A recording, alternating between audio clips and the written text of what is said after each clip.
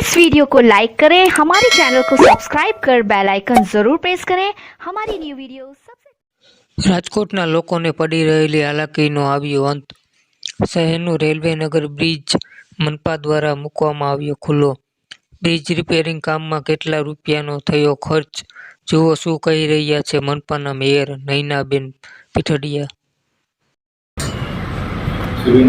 રાજકોટના લોકોને જે સમસ્યા હાલાકીનો સામનો કરવો પડે, રેલનગર બ્રિજમાં અવારનવાર પાણી ભરાય છે, એમાંથી છુટકારો મળ્યો છે, સમારકામ કરવામાં આવ્યું, શું કહેશો?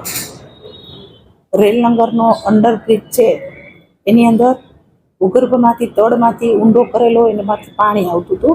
તે પાણીના કાયમી ઉકેલ માટે પીયુ મટીરિયલથી તેનો નિકાલ કરવામાં આવેલ છે અને આ ખર્ચ 62 લાખના ખર્ચ થયેલ છે અને એનું બ્યુટિફિકેશન માટે પણ નવો કલર કામ ને રંગરોગાન કામ કરી અને આ પુલ છે એ વ્યવસ્થિત બનાવેલ છે। પુલ બન્યો ત્યારથી જ ત્યાં પાણી પડી રહ્યું હતું, લોકોને ઘણી હાલાકી પડી, હવે હાલાકી નહીં પડે તે બાબતે રાજકોટ મનપા કઈ રીતના પગલાં લે છે? તે પુલમાં અત્યારે હાલમાં હાલાકી નહીં પડે તે માટે મહાનગરપાલિકાએ જે પીયુ નવા કામ કરીને કરેલું છે, તો જેથી કરીને હવે ગર્ભનું જે પાણી નીકળતું હતું તે પાણી નીકળતું બંધ થઈ ગયું। જો કાંઈ પણ એવા પ્રશ્ન પાછા હશે તો મહાનગરપાલિકા દ્વારા તેનો ઉકેલ લેવામાં આવશે।